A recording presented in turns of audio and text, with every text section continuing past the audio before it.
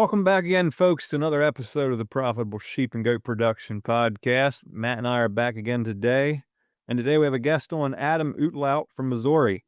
Glad to have you here today, Adam. Thank you. Glad to be here. So this is a listener suggestion to get Adam on. We had his sheep shearer reached out to Matt and said, "Hey, here's a guy you should get on." So I don't know how you want to dive into this, Adam, but a lot of times we let people give a little background to where they're from, who they are, and how they got into sheep. Sure. Kind of a long story. I'll try to make it as short as I can. So my family and I, we have a farm in central Missouri, east central Missouri, and uh, growing up, we had some sheep. One of my older brothers had a flock kind of based on Western genetics, but mostly my family had a farrow to finish hog farm and row crops and some cows, but the hogs was the biggest part of our operation. Um, I got started in sheep when I was a kid. Took care of some bottle lambs for my brother's flock, and that's how I started my sheep. Um, grew over the years as I was in school, high school, and um, my brother got out of sheep, and so it was mostly the farm was mostly the hog production and row crop and small sheep flock. So we were, you know, I wouldn't say a hobby sheep flock, but small on the small side, 30 head. When I was in high school, I got up to maybe 100 head of ewes or so. Still that kind of Western uh, genetics type. Um, Went to the University of Wyoming and for college. Worked on the sheep unit out there, the Wyoming Ram test. Then ended up working for the university as a research scientist, and got to do a lot of neat stuff with sheep research out there. I got pretty good at ultrasounding ewes, uh, stuff like that. Decided to come back to the farm. Um, uh, Hog production wasn't that profitable, after about 98 or so. And so by I guess it was by about 2012, we decided to get out of hog production. And, I had sheep that whole time. And I was sitting there trying to think, what are we going to do with our hog facilities? Uh, I come from a family of, diversified farmers. That's something my dad always preached was, stay diversified. Don't get don't get yourself backed into a corner where for him, it was don't ever get to a point where you have to sell all your corn, where you have to sell your hay, that type of stuff. We always believed in, feeding our corn if we could. And so, here we had hogs that had been, using our corn crop. And now, we were going to get out of hogs. We're going to have the facility sitting there. And so I kind of did some research, come across the Pipestone Lamb and Wool program up in Minnesota. Read a lot of their literature, went on a couple of tours up there, and decided to give it a try of doing a semi-confined sheep production facility. So we grew our sheep flock pretty quickly after that. After 2012, um, we tended to everything that we've done, farming wise, we tend to do, kind of go big type mentality. And so there were a few years there was it got a little stressful, a little tough, because we would probably keep a little too many ewe lambs at a time to that could be used in our facilities or that our facilities would handle. So we updated facilities, built facilities as we were growing. And uh last year we lambed out around 900 ewes. This year I'm turning bucks in on about 1,100 ewes, and I think that's probably as big as we're going to get for now. Um, and Yeah, so I mean, sheep production wise, we've done a variety of done it a variety of ways over the years. Um, We used to be mostly grass based, and now as we have evolved, it's mostly confinement. But I would say we're semi confined because we'll graze cover crops after corn silage. We'll graze summer pasture behind our cows. Uh, we'll graze crop residue, bean stubble, stuff like that. Um, so I wouldn't say we're strictly confinement, but um, mostly, But yeah, and we've also done some accelerated lambing over the years. Right now, this past year, we decided to just go back to lambing once a year. We lamb. We'll start this coming year. We'll start lambing January 15th. We'll have a group then, a group in February, a group in March, and a group in April. I try to stay out of May because I AI a lot of our commercial cows, and May keeps me pretty busy getting around to the cattle herds, AI and them. So, but yeah, What? that kind of paints a picture there. So, Yeah, what was some of the reason that you decided to quit your accelerated lambing program? well, um, when we went to accelerated, it was pretty obvious pretty quick. It requires a extra pen space, of course, extra management. But where we had a facility at that time that could handle 900 ewes, when we went to accelerated lambing, you had to have even more facilities or more space if you wanted to manage those ewes, efficiently because you had different ewes in different stages of production. Whereas, when we're lambing once a year, it's quite a bit simpler. Um, the other part is, we do row crop, and so the fall is a pretty busy time for me and my brothers, harvesting and weaning calves, and we're pretty busy with other things. And um, although we really like those fall lamb prices and having that income at a kind of an odd time of year, we just decided that for efficiency's sake, it would be better for us at this point in time to go back to you know, spring lambing, just focusing on that. And then, when we're done with lambing, all we have to do is worry about is feeding, keeping them fed, finishing them out, and we could go on to the next job.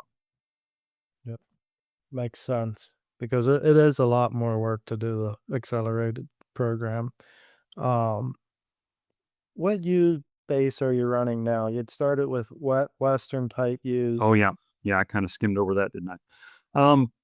So yeah, we started with that Western type ewe, and even there was even a year or two where uh, I went out to Wyoming because I had, some contacts out there, some friends out there, and bought some Western, short term, what they call short term ewes, Mhm. and to kind of supplement our flock to get it growing faster. Um, uh, but when I started crossbreeding with other white face breeds, I couldn't ignore the increase in production that I saw there. Um, and and so we've got basically polypay type ewes now.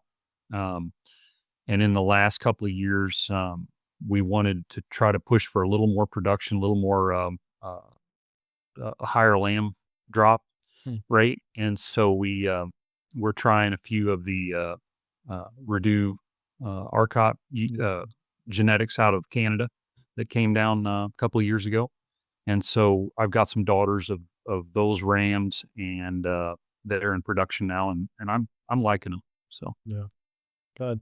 Good. but I would say really it's just a composite white face, production use what we're running. So. Yep. So when you're not using the Rideau rams, what are you using? Are you doing any terminal sire stuff? Yes. Yep. During the years where we were growing pretty rapidly, we weren't because I didn't want to keep a lot of daughters out of those blackface sires. But now that we're kind of up where we want to be, yeah, I've like this year I turned, those white face bucks in on our first two groups of ewes, and then our last two groups, the March and April groups are going to be bred primarily with our terminal cross rams, our Hamp Suffolk type cross rams. What's your market then for your lambs? So, you know, when we could market to the ethnic market, we did. Any lambs that were ready anywhere, January, February, all the way till about the 15th of June. It seemed like we would market probably more around the 90-pound range, which I know is, Mhm. some guys say that's pretty big for a ethnic market, but if it paid, we tried to do it. Tried to hold on to them and grow them as long as we could, as long as we weren't worried about the market, dropping off before we got them sold. And then once that market kind of, turned, it usually turns, around that time of year, it seems like. Um, then we take those lambs, the rest of the lambs on up to 145 pounds or so. And they go to the traditional market. And so, yeah, like a lot of our ethnic lambs, we ship up to a pretty good sale barn up in Iowa, and they get sold there. And then our traditional lambs go out to Greeley, Colorado, Mm. and are butchered out there. Okay. Yeah. Yeah. I wonder just with the genetics you're using there. I mean, that's you can feed those things out and also when you're lambing. Now, are you still I know the Pipestone guys are lambing maybe more in January, February, trying to get their lambs to market, quicker. Are you still getting them to market before all the Western range flock lambs come in the fall? Yeah, yeah. For the most part, I mean, I've still got lambs on feed from last spring, in the barns right now, but we've marketed a lot of lambs already this year.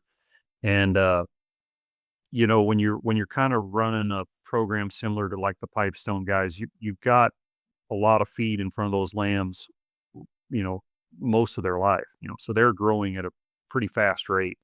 And so yeah, they go to market between you know, uh, 5, 6 months of age. You can get them up to those heavier weights Mhm. pretty quickly. Yeah. Yeah. Yeah, I'm not that familiar with that market. I just knew that Um, that market tends to be opposite of the traditional market, for supply and demand. Just with all your Western range flocks of lambs go up in the mountain all summer, and then they got to come down in the fall and go into feedlots. Yeah. Yes. Most years, a lot of years, you can watch those about September, October when those lambs are coming out of the mountains. You see the market usually start to reflect that. But this year has kind of been an anomaly. Mhm. Yeah. Yeah. Yeah, it's still pretty good. Yeah. Yep. Yeah. Well, the ethnic market's pretty good too. I mean, we're just a couple miles from New Holland here. Hmm. So I watch that pretty close and I mean, I think they're still 275, almost $3 a pound for 100-pound lambs. Yeah. So it's Yep. like for this time of year, um, yeah, That's pretty good. I'm And second then guessing my lambs that I'm holding over for winter time. yeah. And then when you put on top of that, you look at our commodity prices, what what, you know, our feed prices are. It's like, man, this is a pretty good time to be in sheep production. Yeah, for sure. But you're also in cattle, so Yep. you're doing pretty good with for cattle. Well, Yeah. y- I think yeah. we're a little better yet than sheep right now. Yeah, yeah. I mean, but it's cattle's a little more predictable. It's a 10-year cycle on average, and we knew this was probably coming because it was pretty rough there for a few years. The cattle market got pretty low, below for a lot of guys got below production cost, and but when you're in livestock, you're in it for the long haul, so you just have to ride it out, and Yeah. you know, so yeah, it is a good time to be in cattle and sheep. So. Yeah. I just see those fat cattle prices and it's like, well, maybe our sheep our lamb prices aren't that great after all. Yeah, yeah, yeah. But yeah, anyway. Um Yeah, well, that is really interesting. Um, I'm curious, so you're lambing about 1,100 ewes in 3 different groups, is that right? Yeah, we went to wave lambing, uh, Yeah. a number of years ago. Really, the last really bad year that I had, um, was the last year that I tried to weigh there or tried to lamb everybody in one group. And I think we were 300 head at that time, but the main thing was my facilities weren't ready for it yet. And so, just having those ewes lambing all at once and over a longer period of time was pretty taxing on everything. It was rough. And then we went to wave lambing. It really simplified things. And I didn't do it for a long time because I thought it sounded too hard to do, too complicated, but it was really simple. We we turn the rams in for 3 weeks, and we pull them out for a week, and then we go to the next group, and we turn them in for 3 weeks, and then pull them out for a week while leaving. We'll turn in some cleanup bucks on the Mm. on the first group because there's always some ewes that don't get caught on that first group, and so that's how we break it up. And so like this group we've got, or this year we're looking at we're turning rams into groups of about 340, 50 ewes at a time. And it really works out well because uh, we'll lamb pretty heavy for 2 weeks. We'll have a little bit slower week, and then we'll almost have a week just pretty much off. And that gives us time to clean out our barns, clean out our pens, get animals moved around, and get ready for the next group. Yep. So how much help do you have with over lambing time? 350 years, I mean, that's quite a bit. Yeah, yeah, it is. It's pretty busy. And I don't do anything else that time of year. Uh, my One of my brothers takes care of calving at that time, and I take care of lambing. But I've got uh, I've got kids that help me, and then my brother's kids come down and help me. Um, and then we've got a couple of really good employees that help just over the whole farm, with crop production, cattle production, sheep production. But that time of year, they come down and help me quite a bit. And that kind of forced me a few years ago to really focus on trying to develop a system for lambing and processing lambs that everybody could come down and do instead of just trying to do it all myself because I couldn't keep up. And just kind of trying to set up this repeatable process that even if I stepped out of the barn for a couple hours to go to do something in town or whatever, I could come back, and if the employees processed some lambs or moved in some ewes that dropped lambs, I could step right in and see what happened, what needs to be done, and that helped a lot. Yeah. So Can you walk us through that process a little bit? Because that's something I'm trying to focus more on is I do all the lambing myself here, and Mhm. which we don't have near the ewes that you do, but just I'm finding if I develop processes, it keeps me from getting sidetracked with everything else. Where this is just the process we go through, and if we have this issue, this is the process of how we fix it. Instead of, oh, we have this issue, now I got to read some, go through some of my manuals or figure out how I'm going to treat this or all that. yeah, So having yeah, processes in place, I think, is huge. So I'm curious what your process looks like.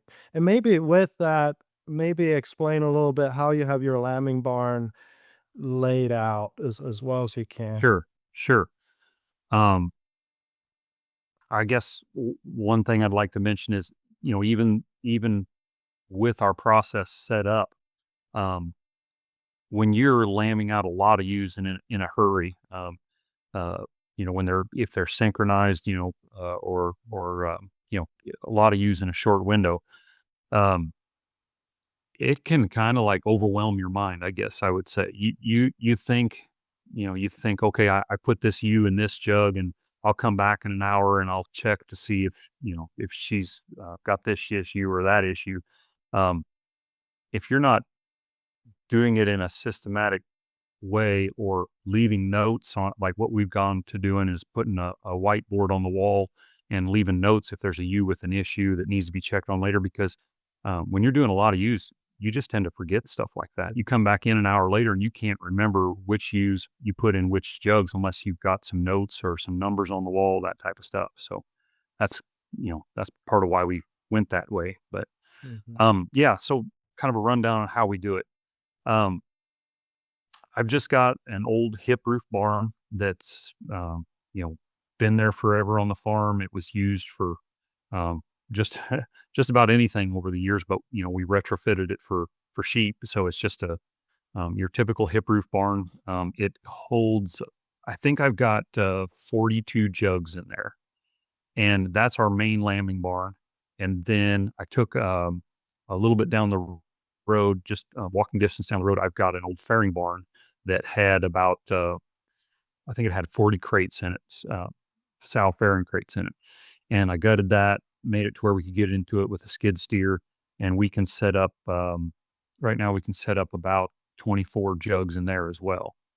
And so, um, kind of back up to that our main lambing barn, we built a monoslope building next to it that at the time we wanted to put up a building that had some flexibility that we could use for, you know, different types of livestock. We thought we might want to feed cattle out there in the future if we didn't uh, need it for sheep production or during the off season. So that's why it's a monoslope, but really it's just a roof basically that we can feed sheep in, we can keep them dry in, and they can drop. The main thing is we use it for them to drop their lambs in. And I can fit about 300 ewes in there with adequate bunk space. I've got bunks along one side of the building, and then I've got uh, a I can drive into that building, and I've got a double sided bunk there. So um, 300 ewes will fit in there, but that's about max. Um, I split it up into as many drop pins as I can. It's kind of hard to explain Mm. without a picture, but you know, the more you can split them up when they're dropping, the better. There's less mismothering, Yep. and so we'll walk into that barn, check for, you know, fresh lambs that are dropped in there, and and then once we've got everybody, you know, that we feel is paired up correctly, we'll grab, you know, a set of lambs, and we'll walk out that building. It's just a short walk to our lambing barn. We'll put them in jugs, and um, first thing we do, there's there's the lady up in Canada, Sandy Brock. Have you Oh, yeah. listened to any of her? Yeah, and there's a term that she uses, strip and dip. Yeah. I always remember that. I've taught the kids that. I've taught the employees that. But you got to check, make sure that ewes got milk, because you know there's a lot of things that can happen to a ewe in a year's time. And if she comes back to land and she doesn't have milk, you don't have much to go off of, right? Right. So check for milk. I dip navel cords. Um, kind of learned to do that. It you know, and it's not always necessary, but it's so cheap to do and easy to do that I do. You know, we dip all navel cords on lambs, and then if everything's good there, we just leave them set in the jug. Um, go on, do other chores, bring in the and let them, you know, get the lambs dried off, get them mothered up, and depending on the rate of, you know, how fast the ewes are dropping lambs, those lambs and that ewe might stay in there for 24 hours, hopefully. Um, when things have been really hectic, I have moved ewes out of there as short as 12 hours after lambs have been born, but it's not as definitely not as good. You know, you can tell the lambs don't bond as well and to the ewes. Um, so during that 24-hour time, you know, usually in the afternoons when things have slowed down, we'll come in there with our processing kit. I keep everything in the kind of in a box that keeps everything sorted, and we'll come in and we tag everybody, tag all the lambs, and uh, we've got a scanner, RF ID scanner. You know, we use the Shearwell system. We scan the lambs, scan the ewes, so we've got a record of um, how many lambs that ewe had, and decide, you know, then and there. Let me back up. When we bring in those ewes and we strip and dip, something that I learned to do that helped us out a lot is I keep a couple of marking chalks in my pocket, and if she's got any kind of bag issues, you know, say she's got one side or one side just doesn't milk as well, I'll give her. For us, I'll just give her a blue stripe on her rump, and then just if the lambs are getting milk, we're okay for now, but I know that later I better readdress that and make sure that those, if it's a set of twins or triplets, something's gonna, need to be done later if she's only got a half a side or something like that. And so we'll go on, and when we're processing them, that we can just glance down. I don't have to go back and recheck bags. I can just glance down at that ewe and know that, okay, those lambs look full. She doesn't have any marks on her, like a blue mark for a half a bag, or I might do a red mark if it's low production or something like that, just low amount of milk. If I don't have anything like that, we'll just go ahead and process them. And I like to let them set after they've been processed, because that's also when we band them, castrate them, tail dock them with a bander. So I like to just let them set, not turn them out yet. And we'll give them a few hours, and then we'll usually turn them out into groups of about 7 ewes with lambs, something like that. Not too big a groups. And it gives those lambs a chance to realize that, how to move along with mom, how to find her back in a group. Because I really don't like turning them out in large groups too quick. That makes a big difference. Yeah.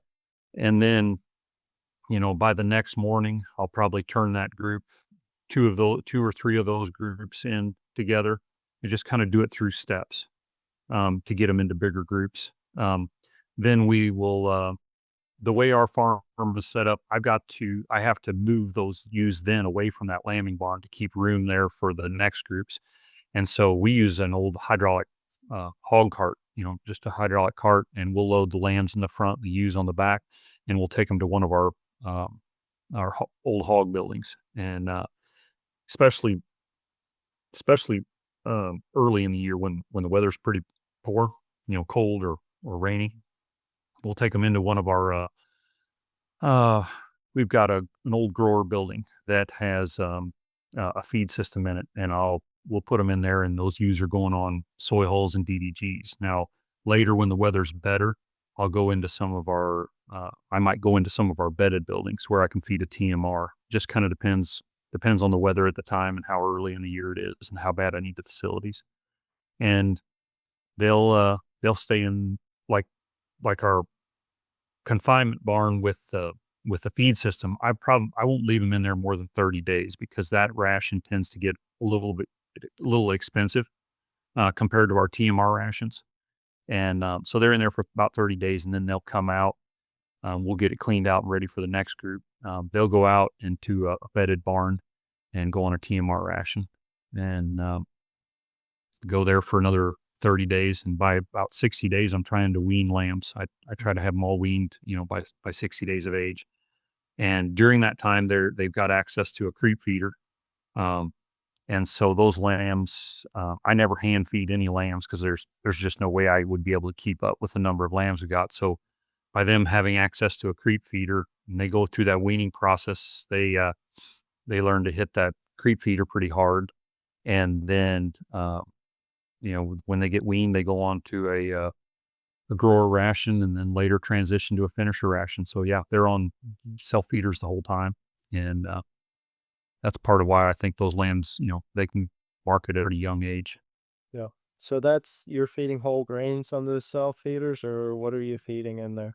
Yeah. So my creep ration, we run through a grinder, and we it's ground pretty fine, similar to like our old pig nursery feed. It's pretty Okay. ground pretty fine.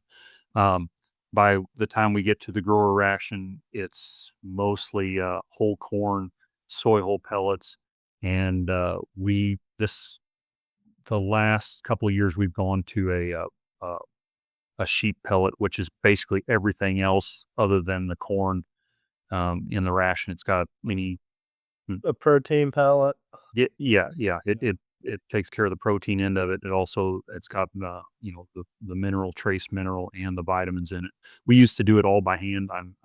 We have bought all of that in individual, all the different ingredients in individual bags, and I have mixed that. But it seems like the amount of time we save by going to that pellet. And then also those lambs, they do better on whole corn than they did on ground corn for a finisher ration. it seems like our rate of gain went up, and just the overall health of the gut health of the lamb was improved when we went to whole corn. Yep. Going back to your creep rations, have you tried pellets at all, or I I haven't, mostly just because of the looking at the cost of it. I can make a creep ration quite a bit cheaper than I can buy one.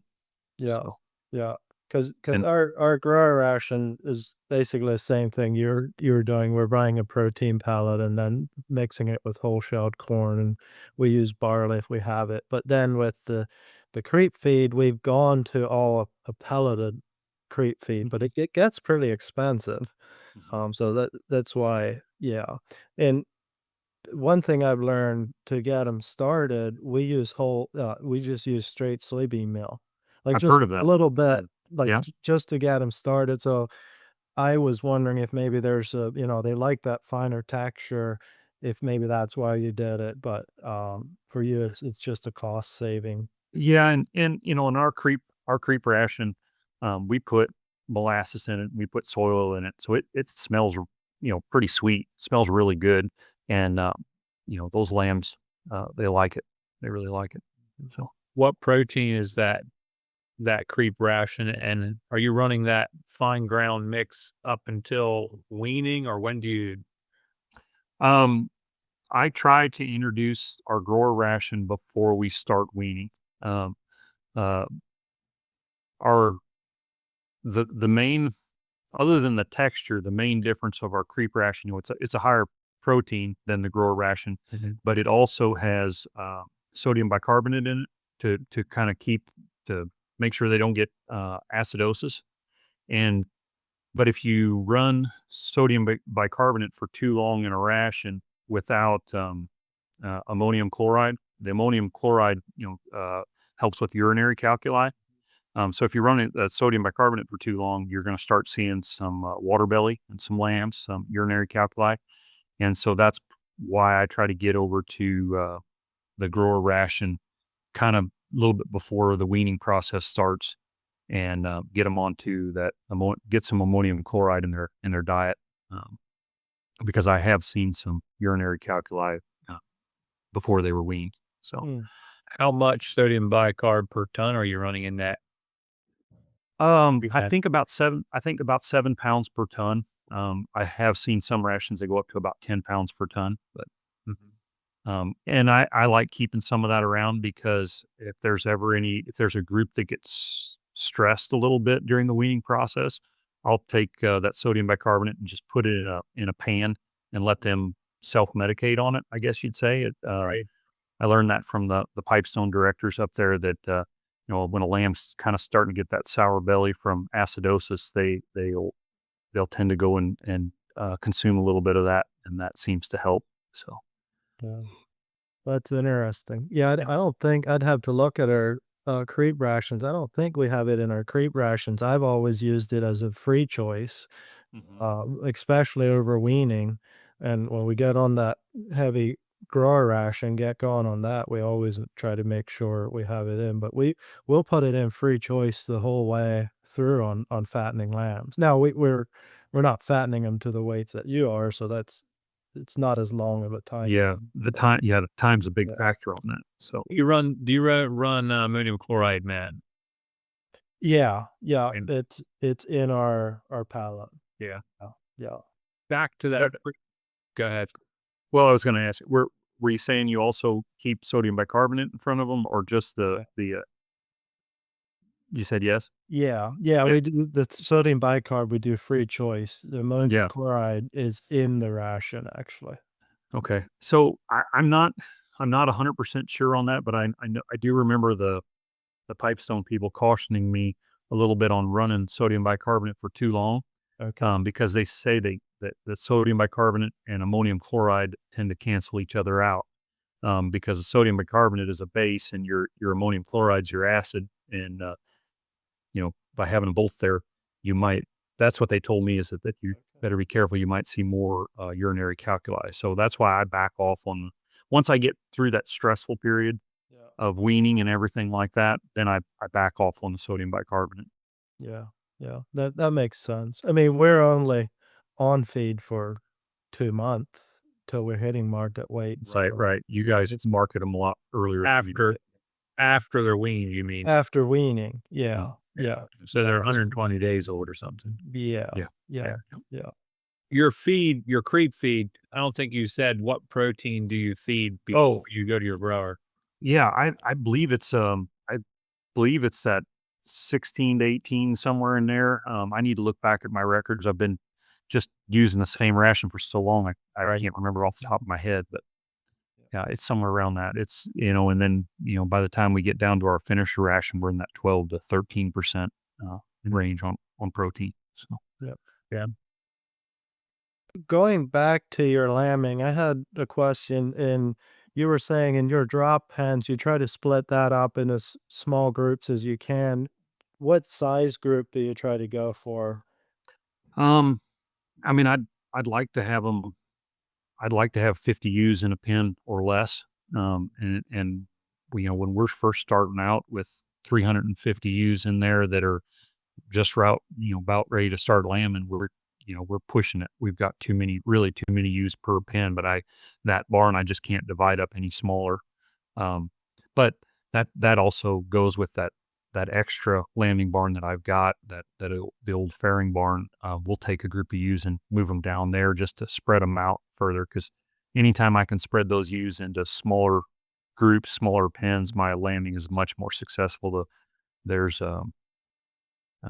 less mismothering issues, and uh, but I also I have a we took a small nursery building that we used to use for pigs, and I converted that into my bottle barn. And so a few years back, we went and bought a milk machine. We kind of keep ourselves supplied and milk replacer. Usually around January, I'll purchase enough of that for the year. And so, you know, when we're dealing with that many lambs coming that fast, it's it's better, if you're worried about a lamb, if the ewes got a bad bag, or you've got mismothering issues, especially because I really can't spend a lot of time trying to graft lambs at that time. It's just not practical. And so we'll pull 'em and we'll put them on that milk machine, you know, especially if you've got a ewe that's already got a set of twins on her, and she had triplets, but she doesn't want one of them. It's just not worth it to sit there and try to graft that lamb on her. You just put it on that milk machine, and um, that's really saved us a lot of labor, uh, and saved a lot of lambs. Do you leave triplets on the ewes if they seem to have enough milk, or Um, I I have for the last couple of years. And what I try to do is I try to take those triplets, and they get their own pen, so that those ewes are getting the best, nutrition they can get, and they seem to keep up just fine. yeah. Um, Back when we were tighter on facilities and pen space, and I had to mix, singles, twins, triplets all together. I was obviously overfeeding those ewes that were milking for singles, and the triplets weren't getting enough, and so I would always just pull that third lamb and put them on the milk machine. Mhm. Yeah. I know a lot of the larger producers tend to do that, just pull that 3rd lamb and Yeah. be done with, so it was curious. Yeah. What brand of milk machine do you have, and, kinda what's your process with that? How long do you go till you wean them? Yeah. So it's that, I think it's a Lactec. Um, Okay. uh, and I think it's rated up for like 90 lambs. It'll feed up to 90 lambs at a time. Um, the process of how we put them on there, really, it's those first couple of lambs at the beginning of the season or the beginning of the wave that take the most time. But once they've learned that nipple, which usually isn't very hard anyway, once they learn that nipple, they train everybody else.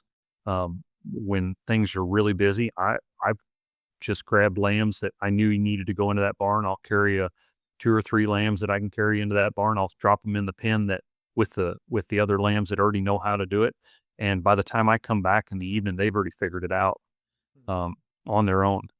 Um, and that's that benefit of having that warm milk, ready all the time. it doesn't ever get cold, and so we've got, it's a little nursery building. It's got quite a few pens in it, and so we'll put lambs in there, of similar age, and um, it, we'll move them. It's kind of hard to explain, but we'll move them further away from the machine as they get older. We try to keep them in the same age group with same age lambs. If you don't, I found that you will see some disease issues, some scouring issues if you're putting brand new lambs in with older lambs. Um, but as you move them further away from that machine, the piping from the machine to the lambs is longer, and so that milk tends to get colder, and you don't want to do that with a brand new lamb. So I try to keep the newest lambs closest to the machine, and they get the freshest, warmest milk. Um, and they have creep feed in front of them pretty much from day one. The minute they're dropped in there, there's creep feed sitting in there. Um, they don't, because it's a nursery building that has a pit under it. There's no forage in there. I can't feed any kind of forage because it would stop up the drainage system. And so, but I have not seen any issues. Lambs are 30 days old when they get weaned off of the milk machine, and they don't seem to have any issue with it because they're already eating a lot of creep feed. And just depending on the timing of when I'm weaning a group outside, um, they'll get moved out after that point at anywhere from that 30 days up to 60 days of age, to a group of lambs that they kind of match up with. And so that might be the first time they see forage, and I've not seen any issues with it. I've had 60-day-old lambs in there that have been on nothing but creep feed, and they're just about as big as the lambs that I'm turning them, that I'm moving them in with. So. Yep. Yep. No, that sounds good. We just thought that would be interesting for people. But you Yeah. you did mention that they're on hog slats in that in there. Earlier, you talked about taking those ewes into the one hog building where they're going on the soy hull pellet. Yeah. Supposing that's on some type of slatted flooring too, Yep. or Yep. With a pit underneath of it. what flooring is it? Now, so that building, it's it was a grower building when we had hogs in it. And so on one end of the building, it's all concrete slats. And then on the other end of the building, it's wire flooring, like pig nursery flooring. And it works on both ends. I do when I move those ewes out of the lambing area, they go on the wire flooring first, um, and they're probably close to a week old before they get moved down into the concrete slatted area. And I've had a lot of people over the years ask me questions about that, how the concrete slats work with those lambs. And yeah, if you put little newborn lambs in there, they're gonna have issues with their feet and the concrete slats. But by a week old, they're moving. They're a lot more active than they are when they're first born, and they don't seem to have any issues with it. Over the years, I've seen just a handful of lambs have issues with those concrete slats. But those concrete slats they were they were like new when we went to sheep. They're not really wore out. They're not. I know concrete slats can get worn and get pretty big gaps in them. And if you had that might be an issue with those. I'm sure it would be an issue with those little lambs' feet. But for Shirley on up to feeder size lambs, um, it's not an issue at all. Uh, really never had any issues with anything plugging up in there as far as draining, the pit or anything like that. Are you washing that down? So yeah, I'll go in there and wash down every couple of days. So that is adding water to the pit. But that soy hull ration going through those ewes is a very similar manure as to like what hogs were in there, and so I've never had that have had any issue getting that manure out of those buildings. Really, later in the season, after I've moved ewes out of there with lambs, then I move uh, finishing lambs back in there, and that's probably the best use for that building. It's a great finisher. They're in the shade. There's lots of air movement. The fans are on, and they gain right even through through our high humidity and Missouri heat, they just keep right on gaining. Um, but that manure is probably a little bit thicker than the manure coming out of those ewes on the soy hole ration.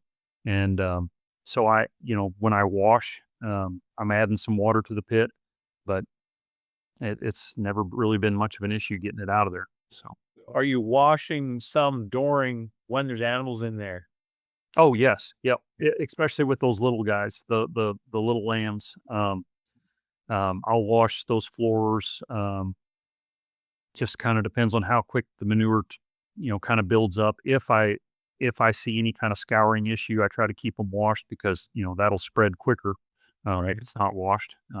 So where are the sheep going while you're washing? Or how Oh, they stay right in the pens. They'll the first the first couple of times they see it, it spooks them a little bit, and they'll crowd to one corner or another, and they train pretty quick. They realize that I'm just washing the floor, and they just tend to move out of the way. And it's not a high powered, like high pressure power washer. It's just I've got a booster pump. It pushes more than like a garden hose, but it's not like a power washer that if I hit a sheep or a lamb with it, it's going to hurt them. So Yeah, so I grew up my dad had a commercial hog operation, and so I remember washing down with a high yeah, pressure washer, and I'm just picturing this foggy, I mean, very high humidity, stuff splattering everywhere and how that would oh work, yeah, respiratory stuff and everything. yeah, So it makes a little more sense now how they could stay in there. yeah. No, I didn't. I kind of uh, I know what you're talking about. I spent a lot of my youth in a building in a hog building with a power washer, but yeah, it's not like that. It's not high pressure. Yeah, that makes more sense. What other hog buildings have you used? Um, so the pit buildings we've got three of them, and then we've got the fairing barn. Um, that's been turned into a bedded building. We got rid of the pit in that, and then we have Cargill floors. I don't know if you're familiar with those. Just a big concrete floor with a shed on one end. Yeah. Um, and they all kind of drain down towards an apron and into a pit. But we use our Cargill floors quite a bit. Those work really well for uh, putting weaned lambs on because when you're weaning lambs on those full feed rations, I like to put like a high quality grass hay in front of them, like a round bale. Yeah. They're going through that stressful time. I don't want them to get acidosis, and so they eat some of that better tasting hay along with their ration. And and that seems to work good. I just can't feed those high roughage rations in my pitted buildings, so Mhm. that works good out on the Cargill floors. And then after they get kind of past that stage, and once I have room in my finisher building, then they go into there. Yeah. So your lambs you're finishing then don't have any roughage aside from the soy hog pellet. And the whole corn.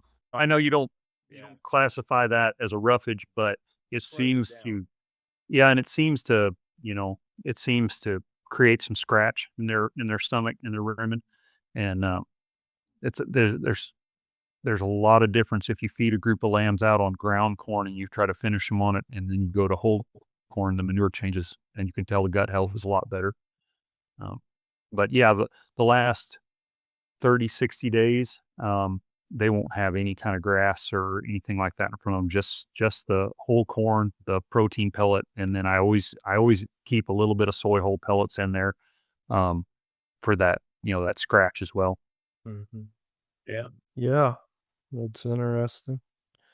Two other things there you thought we should touch on a little bit is feeding your ewes TMR. I think you had said in one of our conversations that you feed them outside, maybe, Well, or yeah, I guess I was referring to outside, not in our finisher barn. So, that's kind of my 2 options when I'm feeding a lactation ration, or even, yeah, during my gestation rations, they're on a TMR as well. But we've got a large poultry building that we bought. There's some companies that recycle, turkey and chicken barns from further down south, and they'll sell those building packages. So we purchased one of those. It was It ended up being 40-foot wide by 304 feet long. And, just maintenance type ewes, I can fit almost 600 ewes in there if I have to. Um, and I feed down both sides of it. We just made fence line bunk down both sides of the building, and then that I put we built a center fence right down the spine of that, I guess if you could call it that, like right down the middle, and then dividing pins as well. So it's divided into 6 different pins. But on that center um, fence line, then I built my working facility, my permanent working facility, um, and we just built it out of hog nursery panels. Works pretty good. We just have like a bud box type system on one end that you push the ewes into there, and by the time they figure out they're in there, they want to turn around. You've got the gate shut. That filters them straight into the alley, and it starts off as a double alley, goes to a single, and that's where we work our ewes. That's where we shear. Um, so, Yeah. yep. I guess that kind of led. You were asking about the TMR ration, but that No, I'm glad we got into that. That yeah. was a good, yeah, yeah. We've also converted one of our Cargill floors to it's got a fence line bunk down the apron, and so I can feed a TMR on there as well. Um, and then I do have one dry lot that I only use as it's when we're completely full, because when you're in confinement sheep and in our weather with moisture, the outside dry lots just don't work as well as the buildings. I mean, we have more mud and issues like that. That's really the only pen that my ewes pick up any parasites in is in that dry lot, because you'll get some vegetative growth, some foxtail and crabgrass and stuff will grow there in the summer, and they'll that group of ewes will need to be wormed, whereas everybody else on the farm doesn't even need any wormer. So, Yeah. but What kind of feed stuff are you feeding in your TMRs? um, so we'll chop wheat, sometimes rye, but mostly wheat in the spring, and we've got a pretty good pile of that. We use it both on our cattle What operation and our sheep operation. what stage are you chopping it? Oh, milk stage. Milk stage. Yeah. Hmm. Yep. Um, we chop that. We chop corn silage in the fall. Um, but like I said, that we run a pretty large commercial cattle operation. We feed calves, we background calves, and so we've got a need for that there as well. Mm. So that's part of why we chop as much as we do. Yeah. Um, and then that TMR will either be wheat silage based or corn silage based, and then sometimes we'll grind hay and put some ground hay in there, then corn, DDGs, or I I kind of try to stay a little bit away from DDGs there towards the end of gestation. I don't really like it. That last month, I if I can, I go to soybean meal as my protein source if I need more protein. Um, we also put up quite a bit of alfalfa, and so I'll use that as my protein source. We'll grind that and put that in the TMR ration. Just kind of depends on the year and what's available, what the price is. Yeah. Yeah. Yeah. Because in your lactation rations there, you would need quite a bit of protein Yeah. on the corn silage base. Yeah. Now I don't mind using DDGs in my lactation rations. I Okay. just on the late gestation rations, I'm not as keen on using it. And why is that? Um, I just feel like I've seen more reproductive issues. I'm not sure if maybe some toxins might come in some aflatoxins might be in the corn that gets used in the ethanol plants, or maybe it's mineral issues, high sulfur, something like that. But it just seems like when I say a year that I'm limited on alfalfa, or I can't find a place to store soybean meal, and I go to soy whole or DDGs, it just seems like I have more reproductive problems there towards the end, either more prolapses, more abortion, stuff like that. Um, it's kind of a hunch. I guess I wouldn't say that I'm 100% sure on it. It's just when I have alfalfa as my protein source, I never have issues. And soybean meal is also pretty safe. So when I have those, I use them. Yeah, that's interesting. That late gestation is such a critical time period for Yeah, yeah, a lot of and problems. if you're talking to a guy that's got ewes that are dropping singles, Mm, they don't seem to see the issues, but when you start pushing ewes to have twins, triplets, and if you're having lots of if you're having twin and triplet averages, that means you're also having quads and, yeah, and more. Um, you gotta have things pretty fine-tuned, yeah, nutrition-wise. yeah, for sure. Yeah, Yeah, those last 4 6 weeks, you don't want to jinx anything up. No. Whether it's your rash, yeah, what you're feeding or how, yeah. what what do you find? Like, I agree with that, but I also find a lot of the problems start in mid gestation. Especially if you have ewes on a TMR, it would be really easy to overfeed them in mid-gestation and lead up to a lot of lambing problems. Um, I would agree with that. I saw that through our learning curve Mhm. that we had during, accelerated lambing. When we got into that, you're trying to push enough nutrition to those ewes that they ovulate well, and you still get, a good number of lambs, but then you end up with, you got ewes that as soon as you wean, you're trying to dry them off and then trying to rebreed them right away. So they're on a high plane in nutrition a good portion of the year. They can get really fat on you, and Mhm. um, yeah, then I ran into other issues. Milk. They just didn't produce as much milk when they're fat like that, and they didn't like the heat. And yeah, Yeah, yeah. Yeah, we've had issues with that where if we overfed them for one, you can have, 2 2 big lambs at lambing, which can really be an issue where you're just pulling lambs and just problems everywhere.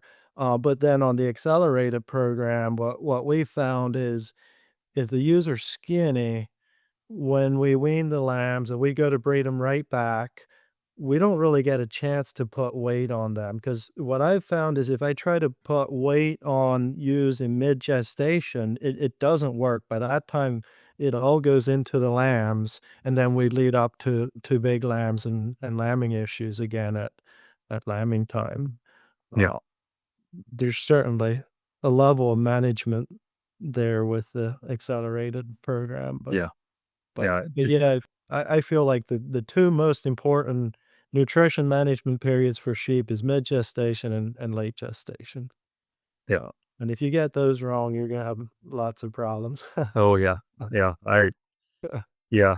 Um, that pushing ewes to have lots of lambs, and then you run out of room and space, when they've got triplets or quads in them or something like that, and you get this big beautiful ewe that's carrying a lot of lambs, and then you get your ration just a little bit wrong, or she's not getting enough nutrition, and you lose her to ketosis. That's depressing. I've had a couple of years, well, one really bad year where I went through that, and it's a lesson you learn, and you don't ever wanna have to learn it again. Yeah, yeah, for sure.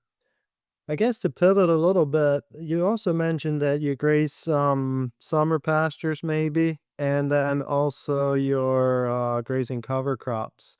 I Yep. guess let's start with the summer pastures. Is that dry ewes that are going out Yeah, there? yeah.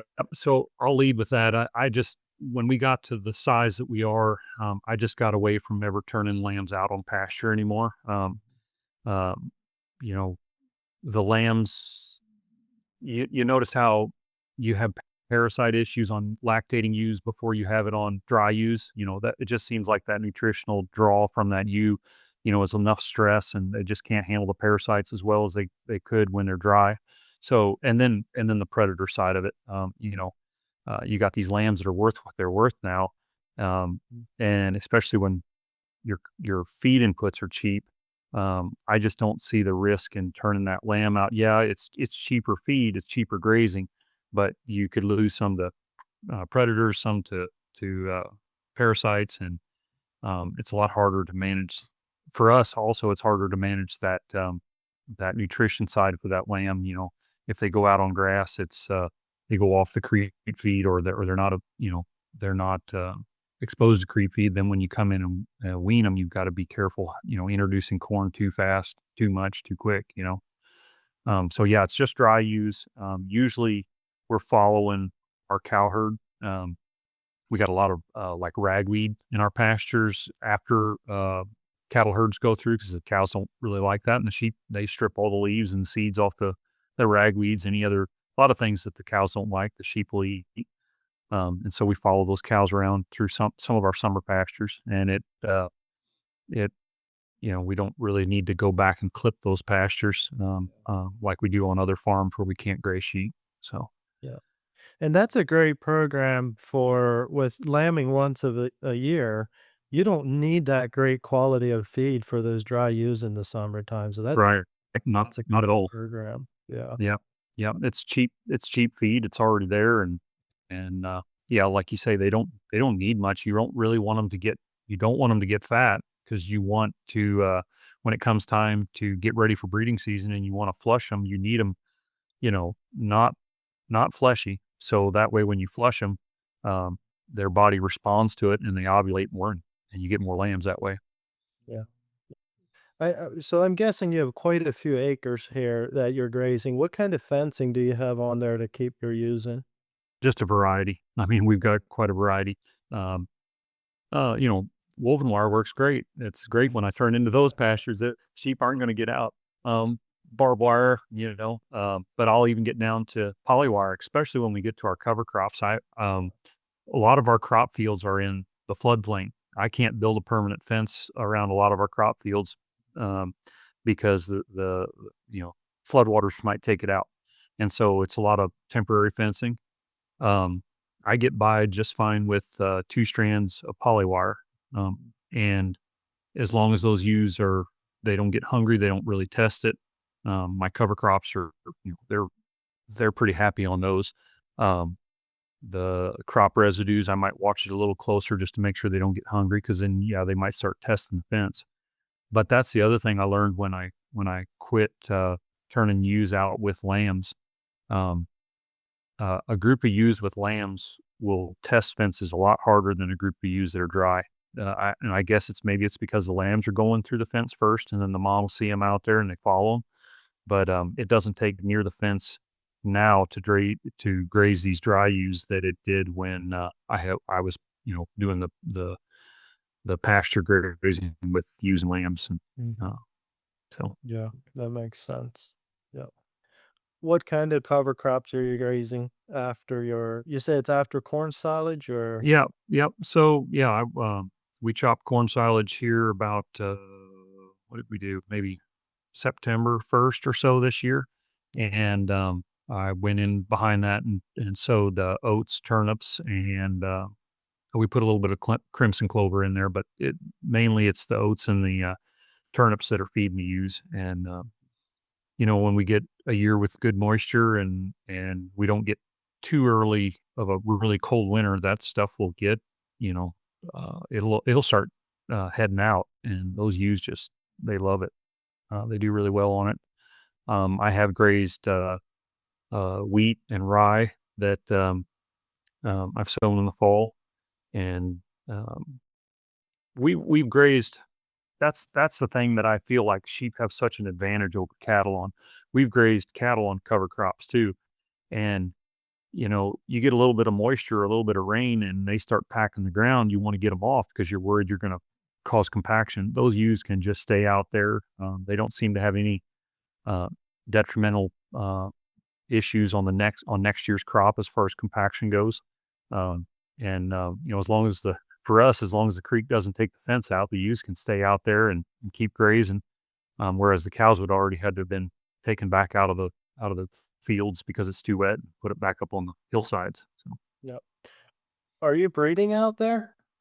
I have, depends on the year, but Yeah. I've bred ewes on bean stubble quite a bit. Um, and I usually supplement them at that time because I want to make sure that they're still getting flushed and that they're gonna, ovulate well. But they get a lot out of bean stubble. Yeah. Um, so and then usually my oats, I haven't bred much on oats because my breeding season is earlier, and I'm still wanting those oats to grow.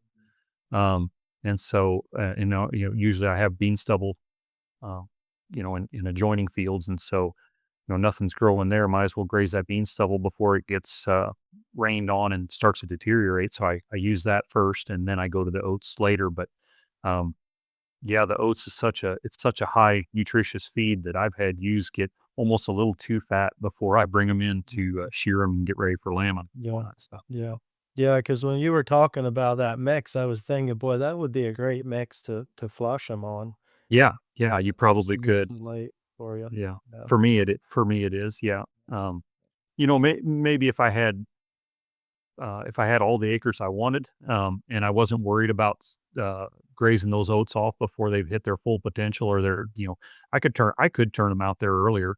But I just feel like, with that bean stubble going downhill from, Yeah. weather, and the oats still growing really well. I've seen oats, for us, they grow, till it probably hits 20 degrees before they really start, slowing down and stopping, growth. So Yeah. It's too bad you can't graze the bean stubble and the oats at the same time. that would be perfect because Wait, I feel like those ewes on oats, sometimes they want some more dry matter, but, Yeah. the oats are, just so lush. that bean stubble would definitely help balance out all that wet lush. It, Yeah. we've done something like that where most of the times we're baling our corn fodder off for animal bedding, but if we leave it out there and no-till rye in there, that works really nice in that way. You have the nice green rye that's just pretty small, lush yet, and then you have that corn fodder there for them as well. That works a Yeah. good combination that way. But Yeah. Yeah.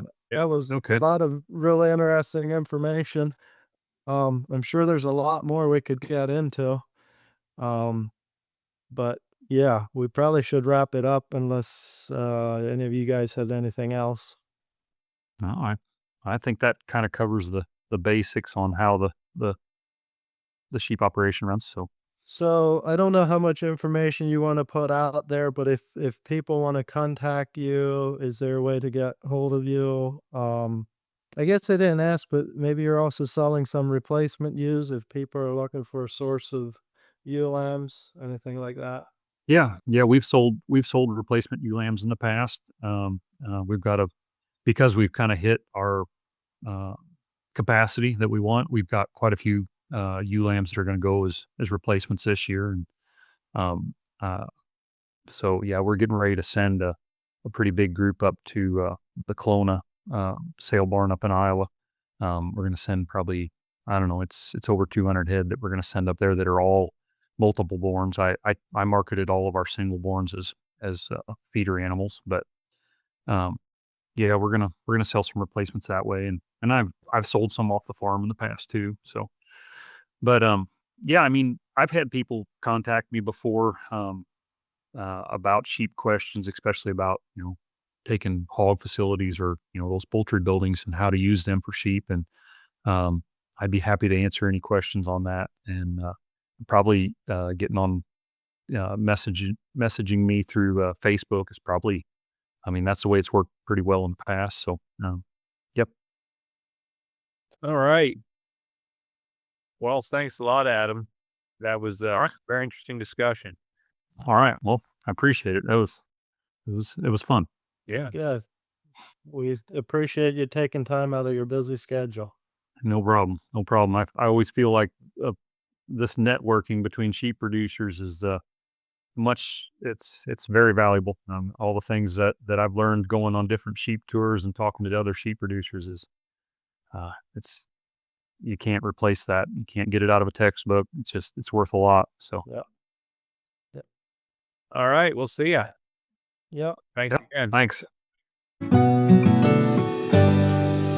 Thanks again, folks, for listening to another episode of the Profitable Sheep and Goat Production Podcast. This call is brought to you by Lost Creek Wholesale, your universal feeder distributor and your supplier of top quality sheep and goat handling and feeding equipment. If you're looking for feeders, lambing jugs, hay racks, tub and alley systems, portable handling systems, you name it, we got it. Check out our website, www.lostcreekwholesalellc.com, or better yet, give us a call, 717-310-3641. Thanks again, and we'll catch up with you next time.